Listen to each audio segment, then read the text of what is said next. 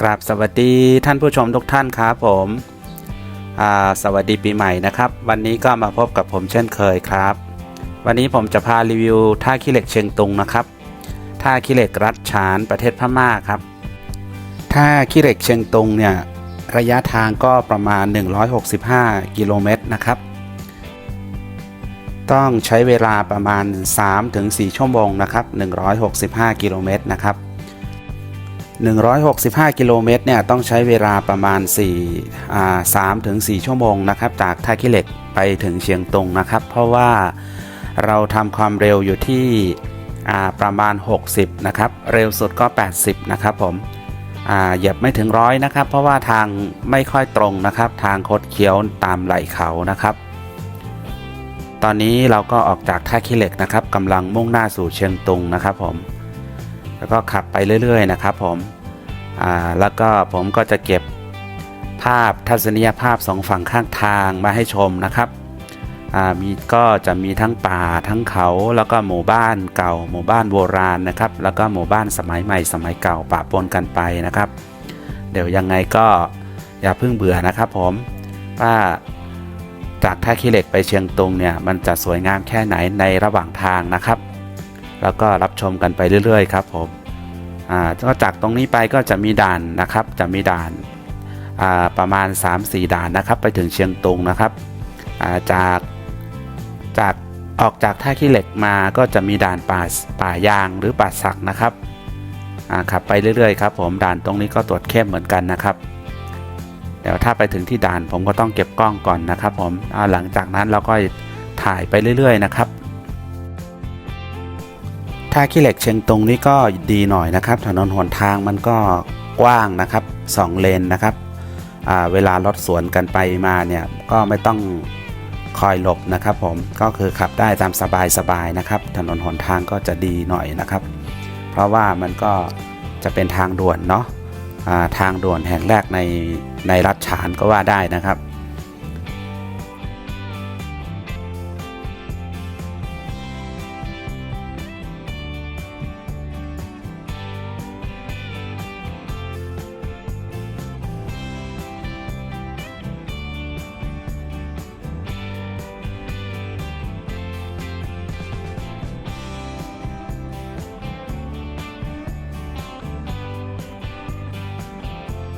ขับมาเรื่อยๆนะครับตอนนี้ก็เรากำลังจะเข้าสู่เวียงแก้วนะครับส่วนด้านขวามือนี้ก็จะเป็น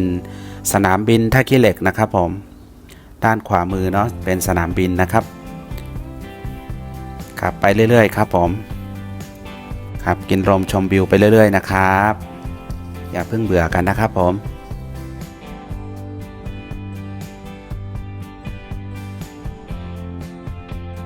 ตอนนี้เรากำลังเข้าสู่หน้าด่านเก็บเงินนะครับอันนี้ก็เป็นช่องทางด่วนนะครับผมทางด่วนเก็บเงินเข้าสู่เชียงตุงนะครับตอนนี้ก็ถนนหนทางก็เจริญขึ้นนะครับพัฒนาขึ้นนะครับทำให้การจราจรการคมนาคมก็ไปมาหาสู่กันง่ายขึ้นนะครับไม่เหมือนสมัยก่อนนะครับผมสมัยก่อนเนี่ยประมาณ16 ปีที่แล้วนะครับถนนหนทางไม่เป็นแบบนี้นะครับเป็นทางรุกรังนะครับจากเชียงตุงไปท่าขี้เหล็กเนี่ยเราต้องนอนค้างคืนที่เมืองพะยากนะครับไปถึงเลยไม่ได้นะครับผมต้องนอนค้างคืนนะเพราะว่ามันถนนหนทางมันยากลำบากมากนะครับไปกลับไม่ได้เลยนะฮะต่างกันกับสมัยนี้มากนะครับสมัยนี้ไปกลับเนี่ยประมาณ2 เที่ยว 3 เที่ยวยังได้เลยนะครับง่ายมากนะครับผมสะดวกมากนะครับสะดวกกับการเดินทางมากๆเลยนะครับจากเชียงตุงมาท่าขี้เหล็กนะครับจากท่าขี้เหล็กไปเชียงตุงเนี่ยเราจะนักท่องเที่ยวสามารถนั่งรถทัวร์ก็ได้นะครับหรือรถตู้ก็ได้นะครับแล้วก็รถแท็กซี่ก็ได้นะครับผมมีหลายแบบหลายวิธีในการเดินทางนะครับสะดวกมากเลยนะครับ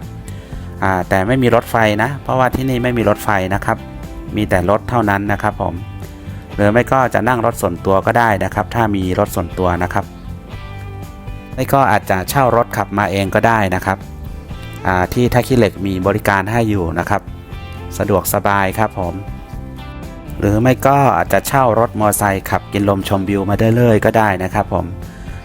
หากใครชอบขับรถแนวฮาร์เลย์หรือว่ารถมอเตอร์ไซค์นะครับที่นี่ก็ขับได้นะครับฟิลดีมากเลยนะครับผมถ้าขับรถมอเตอร์ไซค์มาเนาะมากันประมาณ15-16 คันนี่ยิ่งดีมากเลยนะครับสนุกสนานนะครับการขับรถมอเตอร์ไซค์ไปเที่ยวเนี่ยผมก็ชื่นชอบนะครับถ้ามีเพื่อนเนาะเราต้องมีแก๊งมีกลุ่มนะครับไปกันเยอะๆหน่อยนะฮะผมว่าได้ฟิลดีนะครับขับรถมอเตอร์ไซค์ไปเที่ยวเนี่ยดีกว่าขับรถยนต์นะครับขับรถยนต์ไปก็จะเป็นอีกแบบหนึ่งขับรถมอเตอร์ไซค์ไปก็จะเป็นอีกแบบหนึ่งนะครับถ้าจะให้ฟิลดีนะผมว่านะต้องขับรถมอเตอร์ไซค์นะครับผมว่าดีมากเลยครับผม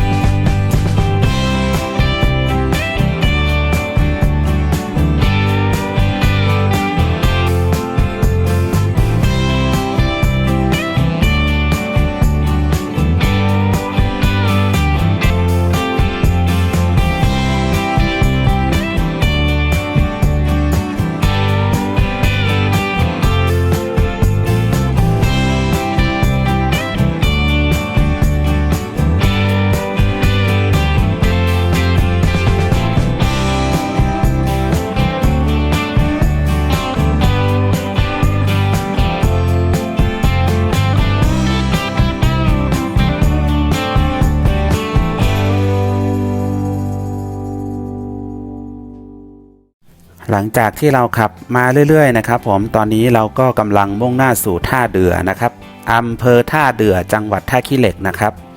ท่าเดือนี่ก็เป็นจุดนัดพบนะครับจุดแวะพักทานข้าวนะครับทานข้าวเช้านะครับผม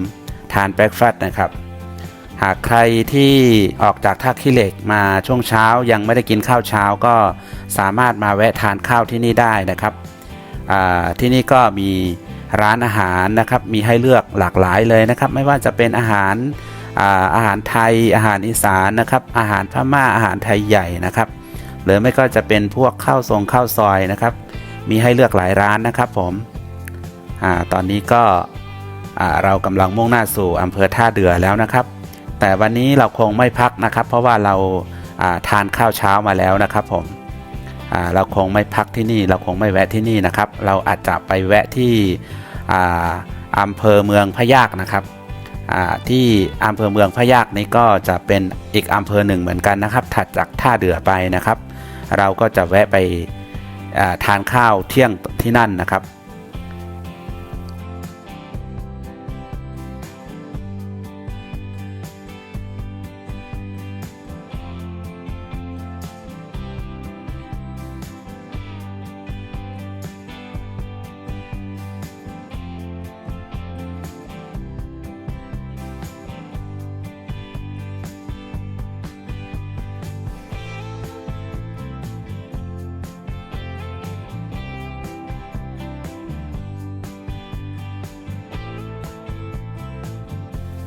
นี่ครับข้ามสะพานไปอีกนิดนึงก็ถึงแล้วครับอำเภอท่าเรือนะครับสวยงามนะครับผมตรงนี้ก็จะมีสะพานทอดข้ามแม่น้ำท่าเรือไปนะครับแล้วก็จะมีต้นจามจุรีสองฝั่งข้างทางนะครับแล้วก็จะมีบ้านเรือนแล้วก็มีร้านค้าร้านรวงเต็มไปหมดเลยนะครับเนี่ยครับผมบางคนก็มาแวะตรงนี้นะครับมาทานข้าวเช้ากันนะครับเนี่ยครับสองฝั่งข้างทางนี่ก็จะเป็นร้านค้าร้านอาหารเต็มไปหมดเลยนะครับวันนี้เราคงไม่แวะนะครับขับไปเรื่อยๆครับผมเดี๋ยวเราจะไปแวะเมืองพะยัคฆ์กันนะครับเพราะว่าที่นั่นก็มีร้านอาหารเยอะเหมือนกันนะครับไม่ว่าจะเป็นร้านอาหารไทยอาหารไทยใหญ่อาหารจีนอาหารพม่ามีครบหมดเลยนะครับสามารถเลือกทานได้ตามความชอบใจนะครับว่าชอบแบบไหนนะครับเลือกได้นะครับ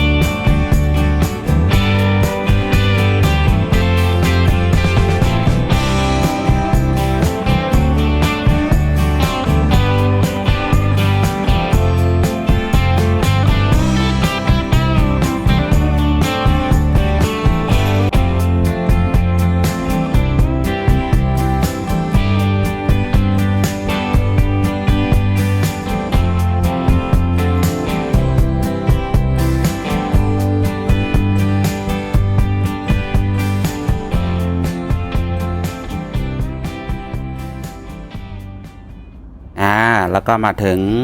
ทางด่วนจุดที่2นะครับ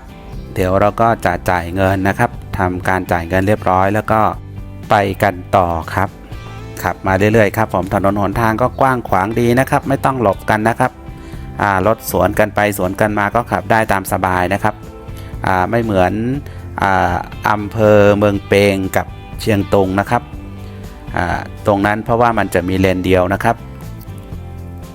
หากใครสนใจก็หากใครสนใจเยี่ยมชมอยากชมว่าถนนอำเภอเมืองเปียงเชียงตุงเป็นยังไงก็เข้าไปดูได้นะครับผมได้ทำการรีวิวไว้เรียบร้อยแล้วนะครับหากใครสนใจอยากเข้าไปชมดูนะครับเผื่อมีใครสนใจอยากจะไปเที่ยวเมืองเปียงเชียงตุงเนาะว่าถนนหนทางมันดีไหมมันเทียบเท่ากับท่าขี้เหล็กเชียงตุงหรือเปล่าอะไรอย่างเงี้ยนะครับ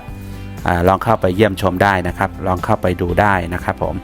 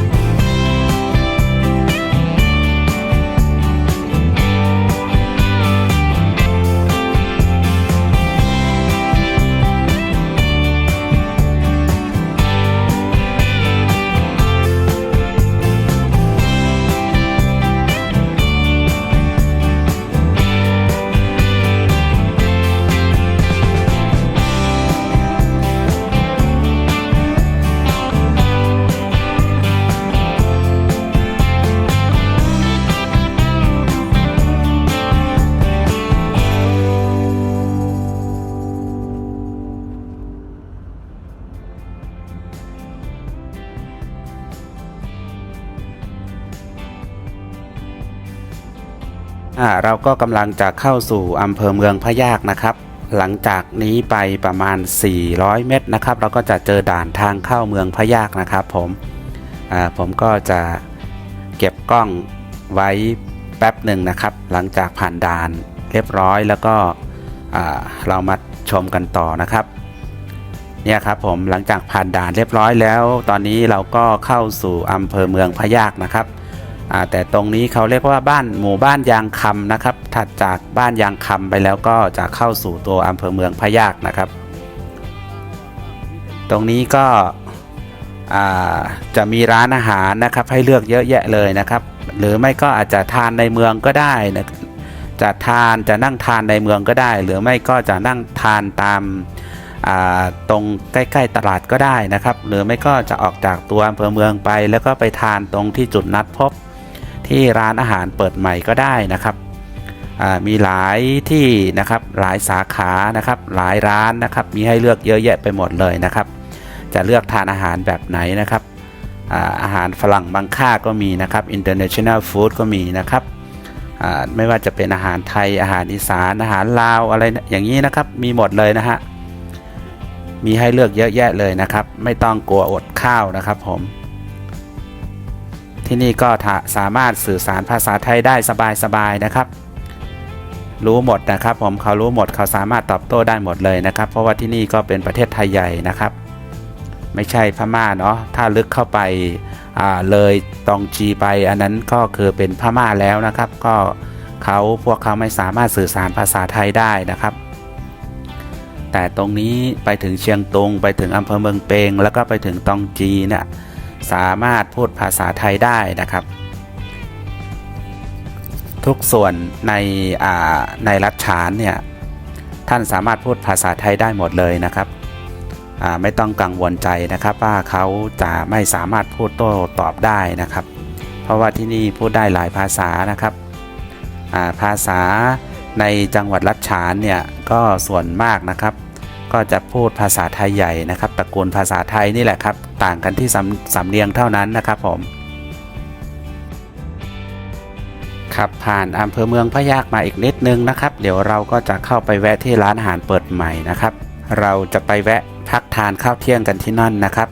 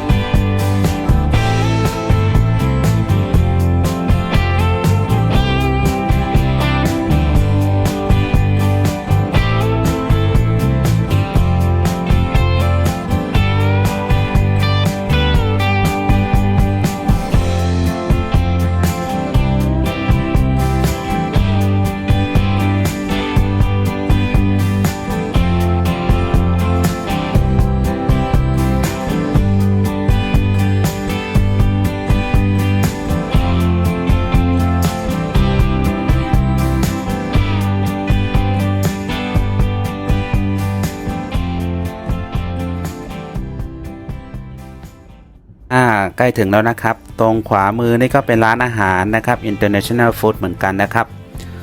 ส่วนเรายังไม่แวะตรงนี้นะครับเราจะเข้าไปแวะตรงร้านอาหารเปิดใหม่นะครับร้านสีแดงๆข้างหน้านี้นะฮะเนี่ยฮะสีเหลืองสีแดงข้างหน้านี้นะครับตรงนี้ก็เป็นร้านอาหารเหมือนกันนะครับมีให้เลือกเยอะแยะเลยนะครับผมหลังจากที่เราพักทานข้าวเสร็จเรียบร้อยแล้วก็ไปกันต่อนะครับเราก็จะวิ่งยาวถึงเชียงตุงเลยนะครับเราจะไม่พักตรงไหนแล้วนะครับผมอาจจะไปพักท่าล้อแป๊บหนึ่งนะครับ เราจะไปแวะซื้อของเนาะเพราะที่โน่นของขึ้นชื่อก็จะเป็นอะไรนะจะเป็นสุรานะครับ จะเป็นสุรานารีที่โน่นมีหลายเบอร์ให้เลือกนะครับอร่อยมากนะเดี๋ยวเราจะไปแวะกันที่โน่นนะครับ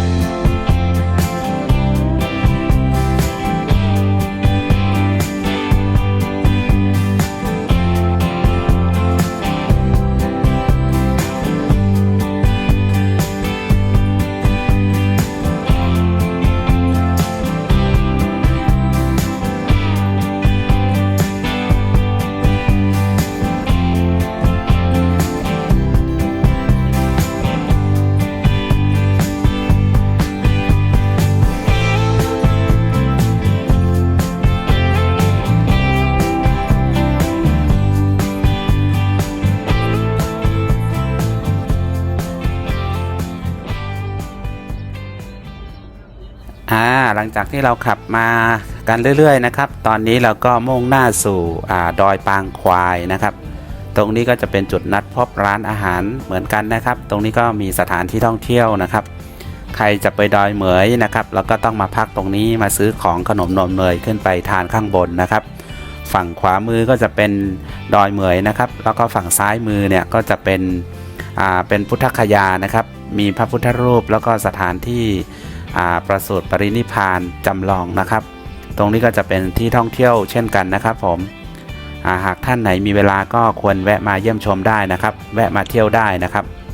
ช่วงนี้ก็เป็นฤดูดอกไม้บานนะครับดอกไม้ดอกเหมยนะฮะดอกซากุระนะครับดอกประจำชาติของไทยใหญ่นะครับสวยงามมากนะครับผมดอกนี้สวยงามมากถ้าบานนี่ก็คือบานทั้งเขาเลยนะครับสวยงามจริงๆครับจะมีดอยเหมยนะครับแล้วก็ดอยปางควายนะครับแล้วก็เป็นสถานที่ท่องเที่ยวในเชิงวัฒนธรรมนะครับเป็นพุทธคยาที่เขาสร้างขึ้นมาใหม่นะครับแบบจำลองพุทธคยาสถานที่ประสูติปรินิพพานได้แสดงธรรมของพระพุทธเจ้านะครับที่จะอยู่ซ้ายมือนี้นะครับหากใครมีเวลาก็มาเที่ยวได้นะครับไปครับผมไปกันต่อครับลงจากเขานี้ไปเรื่อยๆนะครับกำลังมุ่งหน้าสู่เชียงตุงนะครับจากนี้ไปก็คงไม่ไกลแล้วนะครับ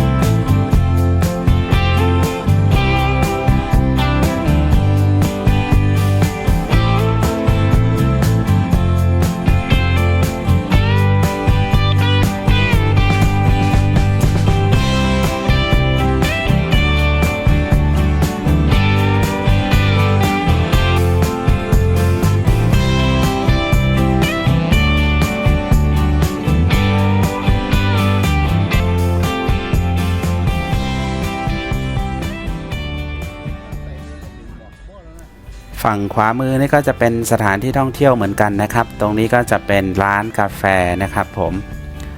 ตรงนี้ก็จะมาพักได้นะครับมันข้างบนนี้ก็จะมีรีสอร์ทนะครับมีให้เลือกเยอะเลยนะครับตรงนี้ก็จะเป็นฝั่งซ้ายมือนี่ก็เป็นร้านอาหารนะครับขวามือก็เหมือนกันนะครับเป็นสถานที่ท่องเที่ยวนะครับผมนะครับเป็นซุ้มๆนะครับแล้วก็ใครอยากจะมาพักก็มาพักได้นะครับต้องจองก่อนเนาะจองมานะครับถ้าไม่จองก็อาจจะเต็มนะครับ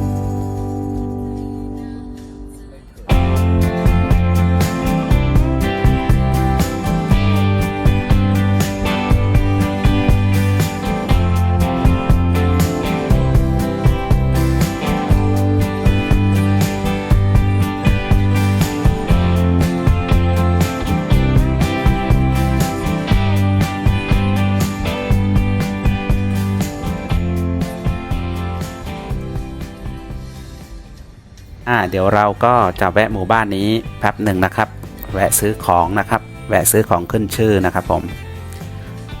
เนี่ยครับหากใครมาก็แวะซื้อได้นะครับของขึ้นชื่อตรงนี้ดังมากเลยนะครับอร่อยสุดๆนะครับผมไม่พูดดีกว่าเนาะ หลังจากที่เราซื้อของเรียบร้อยแล้วนะครับเราก็ขับมาเรื่อยๆนะครับเราอีกสักพักนะครับจะเข้าสู่จังหวัดเชียงตุงนะครับผมแต่ต้องผ่านด่านจ่ายเงินเก็บเงินตรงนี้ไปก่อนนะครับตรงนี้ก็จะเป็นทางด่วนนะครับผมด่านที่3นะครับหลังจากที่เราขับมาเรื่อยๆนะครับแล้วก็จะมาเจอด่านที่3ทางด่วนนะครับช่องเข้าสู่เชียงตุงนะครับ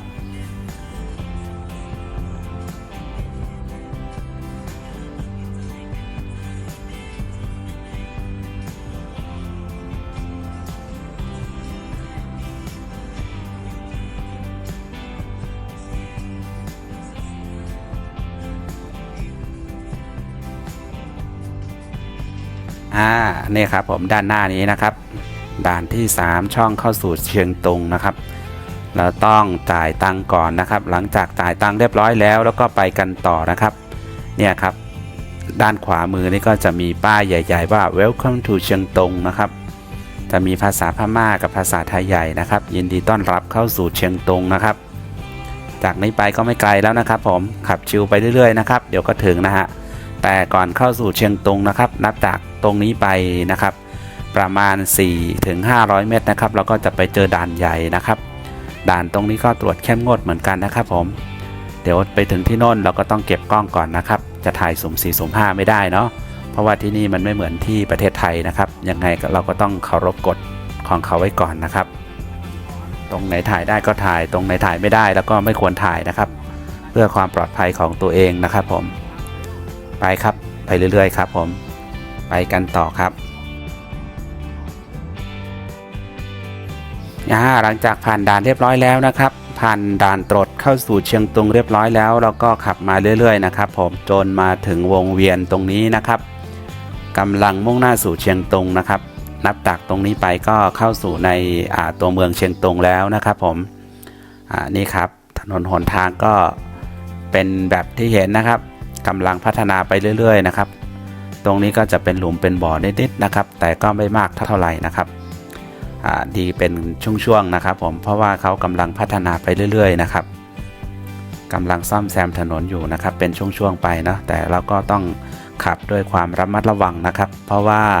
เราเข้าสู่ในตัวอำเภอเมืองแล้วนะครับก็จะมีรถสัญจรไปมาเยอะนะครับเราต้องขับด้วยความระมัดระวังนะครับไปครับผมไปกันต่อครับ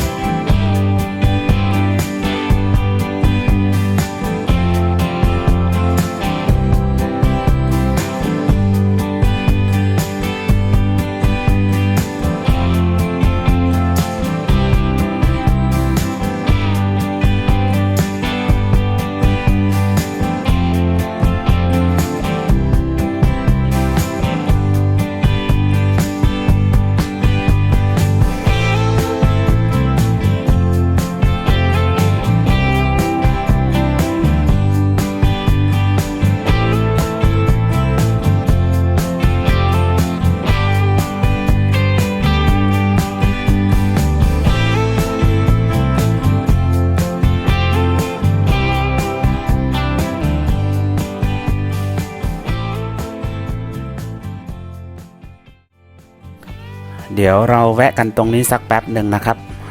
เราจะเอาของไปฝากเขาก่อนนะครับผมของที่เราซื้อมาเมื่อกี้นะครับเราจะเอาไปฝากเขานะครับหลังจากที่เราฝากของเรียบร้อยแล้วก็ขับรถเข้ามาในตัวอำเภอเมืองแล้วนะครับตรงนี้ก็คืออำเภอเชียงตุงจังหวัดเชียงตุงนะครับผมนี่คือเป็นอำเภอเมืองนะครับเป็นโซนในเมืองนะครับผมขับไปเรื่อยๆนะครับเดี๋ยวเราจะขับไปจนถึงที่พักเรานะครับในที่สุดเราก็มาถึงเชียงตุงเรียบร้อยสวัสดิภาพแล้วนะครับผมกำลังจะเลี้ยวเข้าไปตรงนี้ก็ถึงโรงแรมของเราแล้วนะครับหากใครชื่นชอบคลิปนี้ก็ขอฝากกดไลค์กดแชร์กด Subscribe ไว้นะครับหากมีคลิปใหม่เข้ามาท่านจะได้ไม่พลาดชมนะครับสำหรับรีวิวท่าขี้เหล็กเชียงตุงก็ผมก็ขอปิดคลิปก่อนนะครับผมขอจบเพียงแค่นี้ก่อนนะครับขอบพระคุณทุกท่านนะครับผมที่เข้ามารับชมนะครับหากชื่นชอบคลิปนี้ก็ฝากกดไลค์กดแชร์กด Subscribe ให้กำลังใจช่องวิถีชีวิตคนหลังเขาด้วยนะครับผมจะได้มีกำลังใจสู้ต่อไปนะครับขอบพระคุณมากๆครับผมเจอกันใหม่ในคลิปหน้านะครับคลิปหน้าเดี๋ยวผมจะพาไปไหนไปทำอะไรนะครับก็คอยติดตามนะครับผมพาไปเที่ยวในจังหวัดเชียงตุงนี่แหละครับสถานที่ท่องเที่ยวสำคัญต่างๆในจังหวัดเชียงตุงนะครับผมเดี๋ยวคลิปหน้าเรามาดูกันต่อนะครับว่าผมจะพาทุกท่านไปไหนนะครับไปทำอะไรนะครับผมอย่าลืมติดตามนะครับขอบพระคุณมากๆครับขอบพระคุณที่เข้ามารับชมครับผมสวัสดีครับ